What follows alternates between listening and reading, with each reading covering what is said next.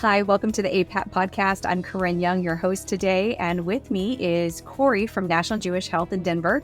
She's been with National Jewish since 2003 and started in basic science research and is now practicing as a nurse practitioner with the interstitial lung disease team and the breathing exercise clinic team, which is one of the things we're talking about today. She has a unique background in both basic science and clinical research, which has informed her interest in clinical medicine. Her past basic science research includes asthma, airway hyperresponsiveness, cystic fibrosis, and lung cancer. Her past clinical research includes COPD and interstitial lung disease. Presently, she's interested in how research translates into personalized medicine. Her clinical focus is mainly ILD and shortness of breath while exercising, but she also sees general pulmonary patients as well. Today, Cori and I are going to dive into a two-part series on tertiary care workups of those patients who are short of breath without clear etiology and require further evaluation. In this episode, we're going to be diving into diagnostics, specifically exercise testing. So thank you, Cori, for coming on today and sharing your knowledge with us. Yeah, thanks for having me, Corinne. I'm excited. So exercise testing, I know this is not something we generally do in community practice. This is something that if I feel like a patient has breathlessness that we really can't maybe get a hold of, maybe we can't control, maybe we aren't even sure if we're, have the right diagnosis for this patient. Sometimes I'm referring them off to tertiary care because we don't really have the best access to exercise testing. So talk to us about what exactly is exercise testing. Yeah. Exercise testing is a way to evaluate cardiopulmonary performance. So it allows the provider to better distinguish between a respiratory limitation or a cardiac limitation during exercise. Because sometimes we don't know what is causing the shortness of our breath in patients. Is it the heart? Is it the lungs? Is it a combination of the two? And I think when people hear exercise testing, they think of a typical 6-minute walk test or an oxygen titration test. And these tests are great places to start, especially in your local clinic. But it gets more confusing when those tests are normal and the patients feel like their needs aren't being met because they're still short of breath. And they do need more sophisticated approach to exercise testing that actually really recreates their symptoms. And that's where the exercise testing fits in. So who would you say is a perfect patient? Like of the referrals that you get, who are the patients that definitely you should consider for exercise testing? Yeah, that's a tricky question. In the exercise clinic, we say we want to help everyone exercise better. That's our motto. And so anyone who wants to exercise better fits that category. But more specifically, what patients do you see maybe in your clinic that would fit that profile? Is any patient whose baseline testing is normal. So their pulmonary function testing is normal, their walk testing is normal, maybe they had some stress tests that seem normal, or maybe kind of present with some confusing results where you're like walking a fine line between normal and not. And they keep saying no, I'm short of breath when I exert myself. And I know the testing's normal, but I still don't feel right. And these patients can be anybody from, extreme athletes, like people who love to run marathons. It could be, the common athlete who likes to hike with their family. It could be non-athletic people at all, but present with comorbidities such as COPD. Even interstitial lung disease, we'll see patients' shortness of breath really out of proportion to the testing that we see, and they would be good candidates as well. All right. So let's talk about now what are the different types of exercise testing. I know oftentimes in our, not even our facility, but the hospital system that's kind of adjacent to ours that does offer exercise testing, there's only one option for us. And so I was pretty shocked to learn there's different types of exercise testing. So what types are there? Yeah, there actually is. So I'm wondering, is the more common option you hear about, patients call it the bike test. Is that what you have in the hospital close to you? Yeah. So typically when you say exercise testing, patients say, is that the bike test I heard about? And yes, so that's the most common, well-known cardiopulmonary exercise test. It is done on a bicycle with or without an arterial line. And what this testing, so across the board, there's some general commonalities that all exercise testing gives us. And it's important to know that, what are we assessing across the board? No matter what the exercise test is, what you're looking for is the ability to increase workload so that you can actually have a maximal exertional test. Remember, we're trying to recreate symptoms here. So we have to ask the patient, this is a maximal exercise test. I need you to max out your body. And that can be pretty scary. So we do have like a safe environment for them to do that. And it's a great way during this test to measure physiological response to exertion or to exercise. So we're watching their heart rate. We're assessing their stroke volume, their tidal volume, their ventilatory frequency as they respond to exercise. We can also see their anaerobic threshold, their peak oxygen consumption, and this is a hot one here. It's called the VO2 max. A lot of people have heard about that. And the ventilatory efficiency for carbon dioxide, or what their gas exchange is doing. So when you think about just in general, like cardiopulmonary exercise testing, all three tests we're going to talk about assess those things. Now, when we get a person on the bike, how do we measure their exertional workload? Is through their pedaling. So the more that they pedal against this workforce, we can maximize their exertion, hopefully recreate their symptoms. And it's always beneficial to do it with an arterial line. We do get more information. And so, some patients say, look, I'll do the exercise test, but I don't want it to be invasive. And this is a great first step. You can do the bicycle test without the arterial line. You do miss out on some important data, but it's a way to at least get the communication between the heart and the lungs. So something to think about is like, what benefit does the arterial line give you? And it usually tells us at very constant, consistent intervals during that exercise, what is their arterial oxygen saturation doing? So we can measure their pulse ox through their finger, but it's not very accurate. But if we actually get the information through the artery, we can see, okay, what's their oxygen saturation? How is the alveoli arterial oxygen pressure different? And, what is that in relation to the physiological dead space that we're seeing? The cool thing about the arterial line too is we get to see lactic acid thresholds and how that responds, like what it does in the body, and is it a reasonable response to exertion? And that you definitely just can't get without an arterial line. So that's the first type of testing. So patients sitting on the bike with or without the arterial line, their workload is pedaling their bicycle. The second test that is really not well known and very few facilities perform it is a continuous laryngoscopy with exercise. Oh.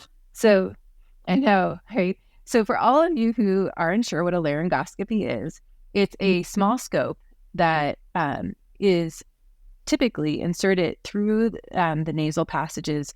It drops down right above the larynx, so you can visualize the vocal cords and their movement during exercise. And so to be very clear here, the patient's going to exercise with a scope in their nose. And I'm sure no matter how small that scope is, it's not small enough. Well, we do numb the nose, and usually patients say once that initial insertion happens, if they actually keep their chin up, it feels weird to swallow, but it's not painful in any way. Oftentimes, they do forget that it's there because they have so much else going on. We put EKG leads on them.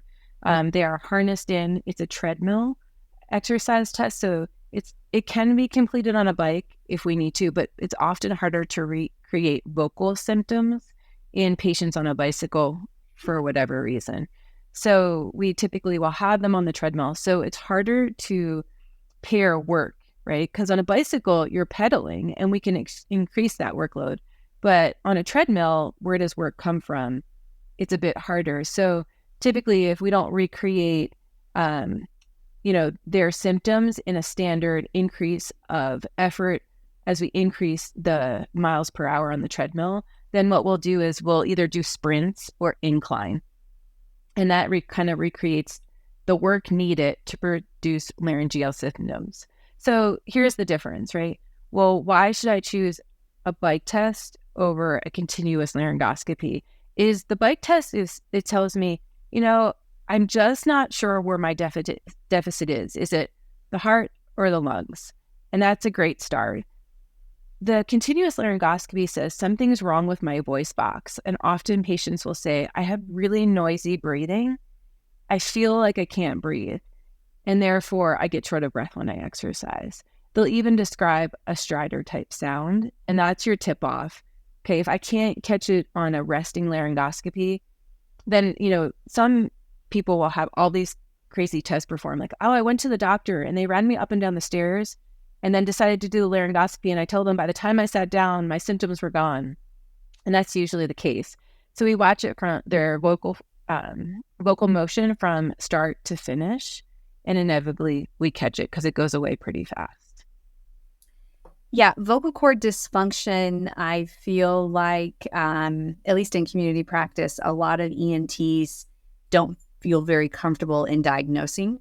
Some have even said it doesn't exist. So it's very difficult when you are very suspicious that a patient has vocal cord dysfunction causing their breathlessness. They're not responding to inhalers, lung function's normal. You're not provoking them, in the PFT lab, at rest, and their flow loops look normal. You're not getting the flattening that would kind of cue you in that something is going on in their airway. So it's very difficult. And I've had ENTs run their patients up and down the stairs and then say it's a normal exam. So that's nice to know that's not the end all and be all of that diagnostic workup, that they can then go to university or, some other tertiary care center that does do this exercise-induced laryngeal, evaluation. So what other types of laryngeal obstructions do you guys see outside of vocal cord dysfunction? So on that test, I have to say 90% of the time pick up exercise-induced laryngeal obstruction, or what we call ILO. I'd say maybe 5%, maybe we pick up, an upper thoracic closure, but it's really hard to pick up, and it's really rare, for sure. And otherwise, we see, we've seen cartilage in the way that wasn't supposed to be there. The adenoids are too big, so they kind of fold in. So it's not always the vocal folds themselves, but it's the structures around that larynx that kind of can be overly large, that create obstruction. And so therefore they can't get the air in that they need to. But patients will often say they have really noisy breathing. And don't be deceived. Let me put this out there. We always think that if there's some weird weird line on their inhale of their PFTs, they must have the vocal cord dysfunction. And that's really not the case. So some people can just be out of practice. Maybe they're not doing their pulmonary function testing properly. And so I saw plenty of patients with great flow loops, amazing flow loops. You would never think they have vocal cord dysfunction. And then you get them exercising and their vocal folds are very, very close together. And you think, oh my gosh, I can't believe this didn't show up. And so historically we had thought, well, if it's there on that inhale breath, it means there's a problem with the vocal cords. But what we see is it's really not true. Also, to kind of speak to the provocation part of it, what we find is that you really have to provoke them. These patients are working really hard to recreate their symptoms. And it can be scary because what the body does is it learns to back off. So if you're not in a safe, controlled environment, there's no way you're going to recreate the symptoms. Running up and down the stairs with a doctor or maybe their assistant and then sitting in a chair while they throw a laryngoscopy in there, that seems terrifying to me. Rather than in a very controlled way, place the laryngoscopy, put me on a treadmill, attached to a harness, because if I suddenly can't run anymore and I fly like Superman, the harness catches me. So, and the laryngoscopy is attached to a helmet. So it's not going anywhere. And I can be in a really safe space where there's people around me encouraging me, saying, look, it's going to be okay. I know this is going to be coming. And we see it and they get really excited because they're like, yeah, it's not all in my head. It's real, right? Yeah.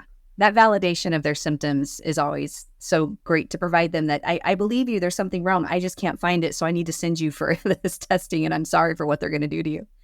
Right. Let's go back a little bit to CPET. What are the most common things that you see on CPET for patients who've been worked upside down and backwards for their breathlessness? What are the most common things that you see? Yeah. So I think you have to think about, we are looking at the communication between the heart and the lungs. So what gets a patient to stop exercising? Like during this test, why does the patient stop exercising? And it's either because they've reached their max heart rate. Right? We can't exercise above our max heart rate. So if they've actually achieved their max heart rate and they stopped exercising, that's a pretty normal test. We're pretty satisfied with that. Sometimes they reach their ventilatory ceiling, and that's usually like a pulmonary issue, or there's an issue with their gas exchange. So again, like 3 reasons why patients would stop exercising: they reach their max heart rate, they reach their ventilatory ceiling, or there's a gas exchange issue. So when you say, well, what do I see? It's usually, normally, I'd say most of the time, it's like a cardiac limitation, or it's overly obvious a pulmonary issue. And this can be really muddled, right? If patients are taking beta blockers, for example, like, can they really reach their cardiac ceiling? No, oftentimes they don't. So that's one thing to kind of be aware of. Or if a patient has known COPD or known ILD, they're going to max towards their ventilatory ceiling pretty quickly, right? And so you have to kind of keep these considerations in your mind when you're interpreting the tests. But this also kind of feeds into the third exercise test that's not very well known as well. And that's the CPET testing with arterial line and the placement of a right heart cath. So it's like one extra step, because when you say, okay, well, what do you see on an exercise test? But it's also what we're not catching. And sometimes with patients with comorbidities, they need that extra placement of the right heart cath to see, well, is this actually a preload issue in the heart? Is this an issue with the contractility of the heart, or is it an afterload issue? Is this pulmonary hypertension that hides because it can't be found on an echo? It can't be found on a stress test, that it really requires max exertion. And some people say, well, it doesn't seem fair. Like, my patient can't walk up the stairs, right? And I think they have pulmonary hypertension, but I can't find it. So the only way to really find it is really asking them to complete this max exertional test with that line in place. And that's the most invasive testing we have. So when you think of the CPET as a concept of a whole, right, you have a CPET without arterial line. We get information. It's really good baseline information for patients without comorbidities. Once you add on the comorbidities, I think you need the A line in the very least. And then if you're like, well, I know they have comorbidities, I really am not sure if pulmonary hypertension is a factor, but given the history of the comorbidities, like maybe they have COPD for 20 years, or maybe they have advanced interstitial lung disease, and you feel like the pulmonary hypertension is hiding, you always ask for the CPET with the arterial line with the right heart cath. And sometimes we'll do like a stepwise process. So where you're hoping to catch what we need to catch without doing the right heart cath. And sometimes patients have to do 2 tests. It's hard to know. And it's definitely this experimental world. And that's why I love it. The patient will present and you're like, okay, what are the steps in order to find out, how do I recreate your symptoms? And then how do I figure out what's really happening and what do I do with you? Yeah. How about patients who present where, unfortunately, I see a lot of patients who the primary care or cardiology has kind of brushed them off as obesity and deconditioning. And they're it just seems out of proportion. What do you see on exercise testing that would lean a little more towards, well, the patient is deconditioned, for their weight or for that type of thing, but the rest of the testing looks okay? What does that look like for you on the CPET side? Yeah, so deconditioning screams low cardiac threshold. So they're not going to be able to reach their max cardiac output. And that's usually deconditioning. All things being normal, Right. right? All things being normal, that's the only factor. We'll basically call it deconditioning. And then we'll talk to them about, weight loss, reintroduction to exercise. And that's where it gets sticky in the medicine world, because we don't really have a way to reintroduce them to exercise that feels satisfying right now. So we do have this process where if it is true deconditioning without comorbidities, just obesity, luckily for us at National Jewish, we have a metabolic clinic. And so we'll send the patient to the metabolic clinic. Number one rule for the metabolic clinic is they have to be willing and wanting to lose weight. So it's a pretty rigorous program. And then two, we have them start with physical therapy. Like, what's their baseline exercise tolerance? And then once they meet that, the physical therapy group and the providers will talk and say, okay, well, where can we push them next? And oftentimes it can take 1 year to 2 years to get these patients on track. And then we can always reassess with another CPET. Like, can they meet their max cardiac output now? And does it feel satisfying for them? Sometimes we go by symptoms. Sometimes we recreate the test. So I'm hearing you say it's okay to send patients who are obese and deconditioned to make sure that really is the problem. Oh, for sure. I mean, like I said at the beginning, our goal is to get everyone exercising. And if you're having a limitation to exercise, my job is to figure out why. And if it's obesity, let's work with that. If it's, one thing we'll talk about in the next podcast is breathing pattern disorder is a huge bit of what we see in this clinic.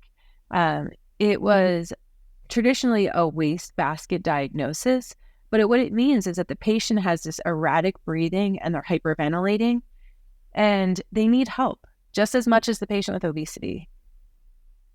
So yes, send anybody who would like to exercise and they're not sure if the limitations are actually real or something that they can work with in a way of correcting.